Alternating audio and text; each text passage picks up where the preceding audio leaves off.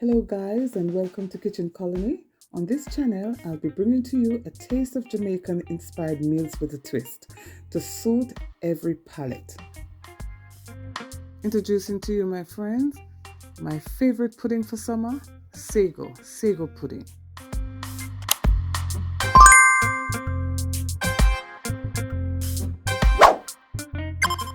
Please remember guys to hit that like button, it means a lot.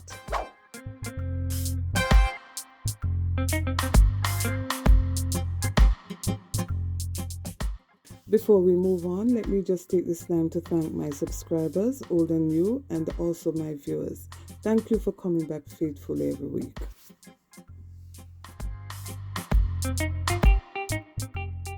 Sago pudding or tapioca pudding can be eaten throughout the year, but I only enjoy it in the summertime because it's cold, it has that ice cream flavor, and it is a bowl of deliciousness, beautiful fruits that's in season and different textures. Now if you'd like to see me do this, then follow me.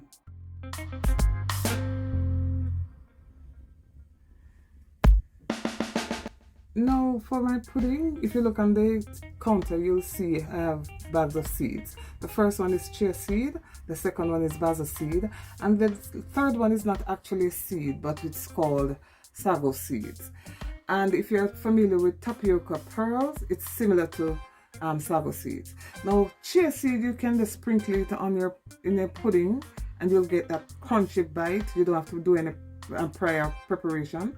Basil seed, you'll have to soak it. This one has to be soaked, and this one has to be boiled. The sago seed has to be boiled. Now today for my pudding, I'll be using only these two. But you can try this one because you can soak chia seed. I've done it before, but today for the pudding, I'll be only using these two.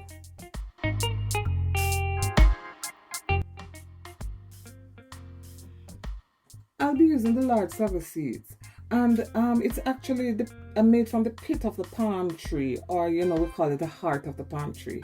And it's more, if you ever seen the bubble tea and those little bubbles at the bottom, this is what they actually use at the bottom.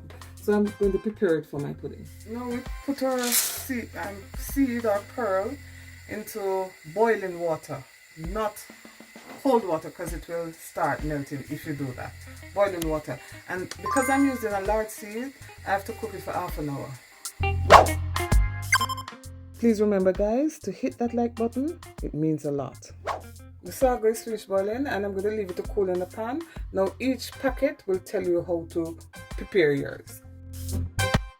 Now to start our pudding, right in this cup I have some boiled hominy corn. You can use sweet corn, but I chose hominy because I want the bite. And here's my soaked basil seed and my boiled sago pearls. For my liquid, I'll be using some custard because I want that thick base. Then here I have some evaporated milk, some double cream, and here condensed milk. Flavorings, we need some vanilla, and I'll be using some Almond Essence. And in my containers, I have some Jello. Right here, I have green, mango, and strawberry. Don't know, the green is unflavored. It's just a coloring, water, and gelatin. Now I'll be adding some fruits. Whatever fruits you have, you can add it, but this will be later. I'm not adding it now.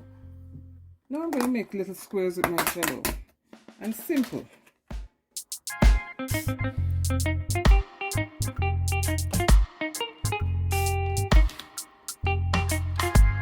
Little squares. You can make them as big or as small as you like. And that's it. Let's add our evaporated milk. Now if you don't want milk, you can use almond milk, whatever milk you like, coconut milk. And you don't have to use the custard. I wanted that base. I wanted that thick base. So 1 tin of evaporated milk, depending on how much you're making. My custard now. And as I said, you don't have to.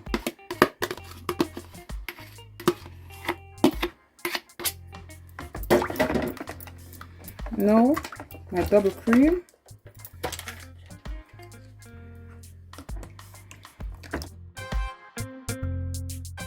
Then we sweeten to taste with condensed milk. I'm using my whisk, you know, and I'm going to add about a tablespoon of vanilla and a teaspoon of almond essence.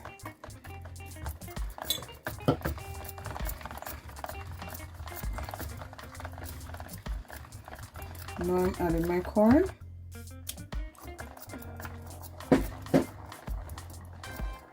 Then my basil seed.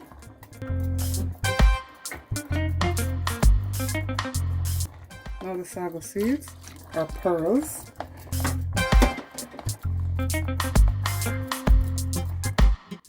And now it's time for Jello. They're already in chunks, so we have them all in chunks. So we just throw them in.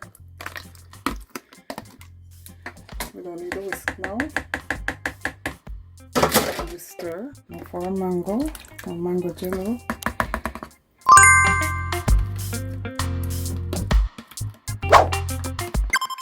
Please remember, guys, to hit that like button. It means a lot.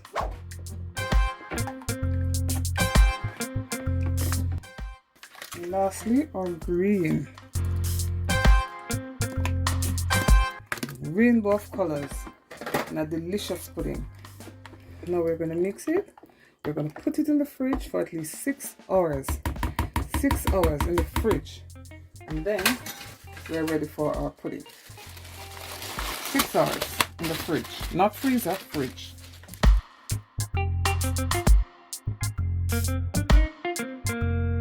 After 6 hours, we've taken it from the refrigerator and then we're going to mix it. See? This is okay now, so I'm going to share out and come back and show you what we're doing. You can get creative and just add whatever fruits you like, but remember, don't add the fruits while you're allowing it to chill. Add the fruits after that 6 hours. I've even seen people adding cheese, so be creative.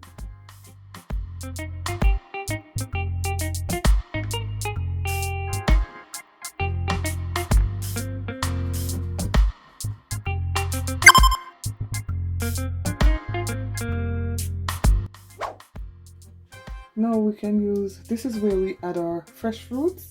We don't add them before because we don't want them to go mushy. And you may add any amount of fruits you want.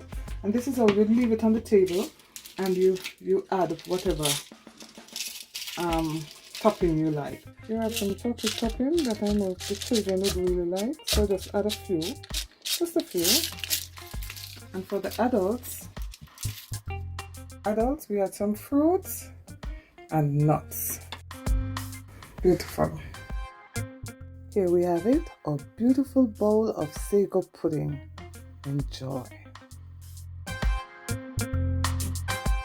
Pudding must be served very cold. The colder, the better. Not frozen, but cold.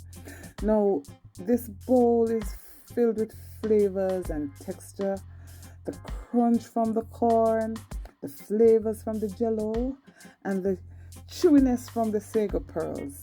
All these elements combined makes it a delightful treat.